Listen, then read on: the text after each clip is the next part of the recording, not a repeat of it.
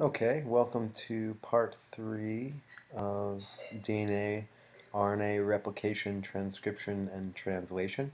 This is going to be the transcription part.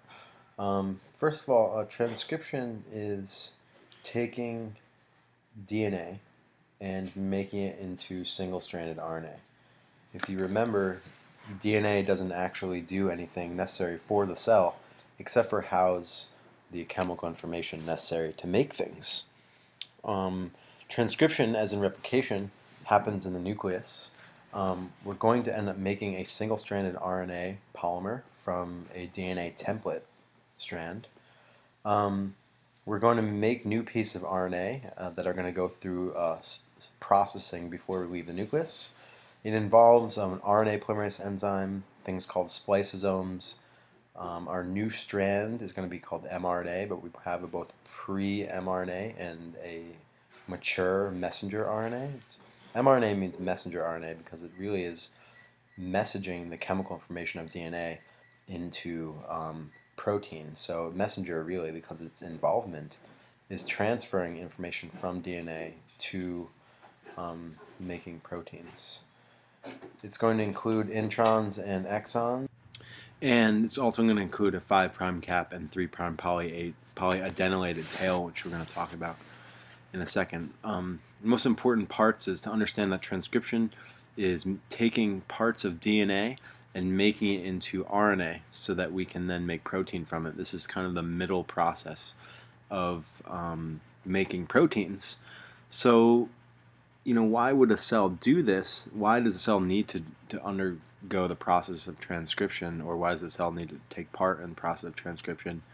Remember that, if you're smelling really good food and you start salivating, what that salivation is the enzymes being synthesized and secreted from the tongue cells out into the external environment, where when you're eating food, those enzymes are then going to break down that food. So the stimuli for the creation of the enzymes in your saliva necessary to break down food is coming from some external signal, and that external signal then through a series of chemical reactions will allow or result in the DNA making RNA so that the specific enzymes can be made. So environmental factors, internal and external signaling, are all involved in the process of making RNA from our storage DNA information. And all cells are going to be doing different things depending on what their roles and their functions are.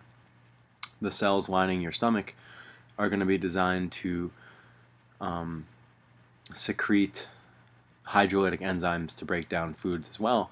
So the cells of your stomach are going to be expressing certain parts of the DNA that are coding for making the specific enzymes needed to break down food in your stomach, as opposed to breaking down food in your mouth. Now, they're both the same processes of breaking down food, but they require different enzymes to do so. So different parts of the DNA will be expressed into mRNA. So if we move kind of along a little bit, the transcription of RNA involves taking a specific strand of DNA, also called our template strand, and making pieces of RNA. All right. Now remember, our enzymes that read and move on the DNA strand are going to be reading in the 3 to 5 direction. So also our strand of RNA is going to be made in the 5 to 3 direction. All right. So what's going to happen is our RNA polymerase enzyme, which can make RNA from DNA. That's what it does. It's kind of like primase, which occurs in replication, is going to be reading specific pieces of the DNA strand and making and synthesizing a nucleotide to match that. It's the complementary. So remember, as we go along, it's going to read a T, and its matching nucleotide is adenine with its sugar phosphate. And we have a C nucleotide that's attached to its sugar phosphate.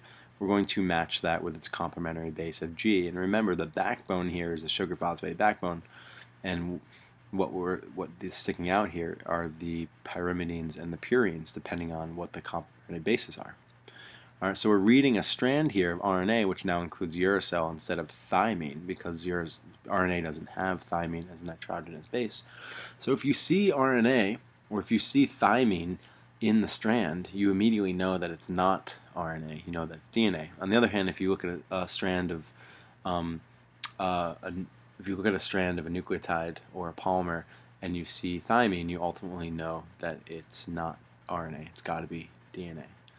So the same rules apply as far as replicating or transcribing the information on DNA into RNA. So remember, transcribing is just rewriting, and we're rewriting this chemical information to this chemical information. We're rewriting the information from DNA to RNA. We're not changing the language. We're still in nucleotide language here.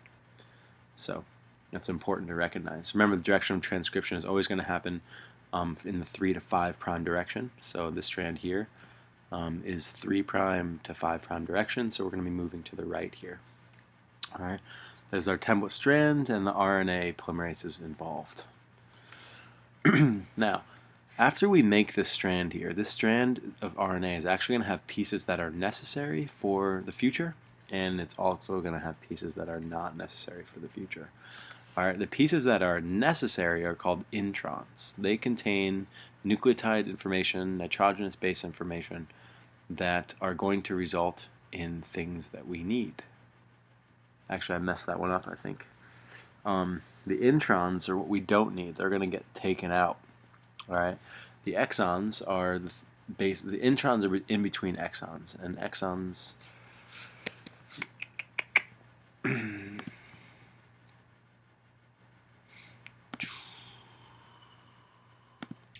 So if we move on to our now pre-mRNA strand, so our pre-mRNA strand has undergone no processing yet. So we've basically created an RNA strand from a DNA strand, and directly that piece is called the mRNA. All right, called pre-mRNA because we still have some processing to do before we get to the end of transcription. We have these things called introns and exons. All right, the pieces of RNA that are not necessary are the introns. The pieces that actually contain the information that we need to make the stuff that we need are the exons. We need to take these introns out, and they're taken out by something called a spliceosome. A spliceosome is a series of kind of protein, like RNA proteins, that are going to be designed to take out the intron pieces, called the spliceosome. And the spliceosome consists of many SNRPs, which are small nuclear ribonuclear proteins. Small nucleic ribonucleoproteins, all right, which are going to be involved with splicing out the pieces, the introns, that we do not need. All right, what that's going to leave us is the exons, and they will be fused together also by the spliceosome. So the spliceosome not only cuts out introns, but it also fuses the pieces of exon together. All right, now we have something called the mature mRNA, and this is all happening still in the nucleus. All right, so our mature RNA then needs to be processed a little bit more. All right, before it leaves the nucleus, what we're going to be doing, all right, is you don't have to get all crazy confused with all the stuff that's you see here, but what we do want to focus on, we have introns and exons. Through a process called RNA splicing, which is what our spliceosome does, RNA splicing will result in the exclusion of introns. So now we have just the exons that we need. All right. What next is going to happen in RNA processing is we're going to put on the 5' end, we're going to put a phosphate-rich and guanine cap. It's called the 5' cap. It's phosphates and guanine. All right. On the 3' end, we're going to put many A's. It's called poly-A tail or polyadenylation.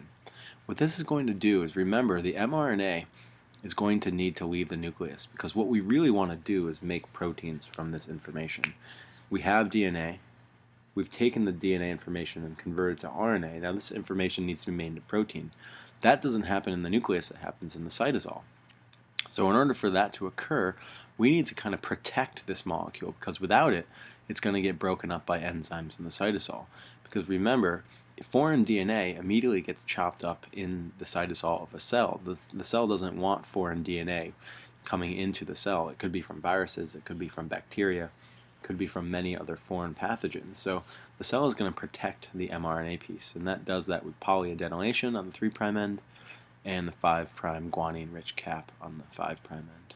Now this is a piece of mRNA, a mature piece of mature piece of mRNA, messenger RNA, that is now ready to leave the nucleus and enter the cytosol.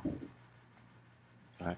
One of the crazy cool things about splicing of our mRNA is that we can splice alternatively to make different products. All right.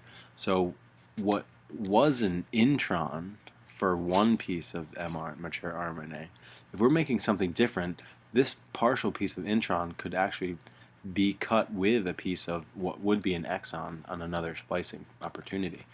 So if we were taking different pieces, we can splice out and rearrange them to form different proteins from the same genetic information. So that means we can fit more chemical information in a smaller space and produce more products from the same thing. That means that a cell doesn't actually need a specific gene sequence for one protein. It can have a specific gene sequence that can be cut differently to make many proteins. All right, so this increases the amount of valuable information that we can create from a small amount of information on a DNA nucleotide polymer. All right, that's called alternative splicing, and all we're really doing is splicing and rearranging exons that will end up resulting in different proteins. So that's the end of the transcription process. Pretty simple, basically. We make a piece of mRNA, pre-mRNA, from an RNA polymerase in the 3 to 5 prime direction. We're making in the 5 to 3 direction. We're moving on the DNA strand in the 5 to 3 in the 3 to 5 direction. We splice out some things. We add a 5 prime cap and poly A tail, and we can alternatively splice if we want to. So that's the end of this section. If you have any questions, I'll be going over it in class, and we'll see you during the next part.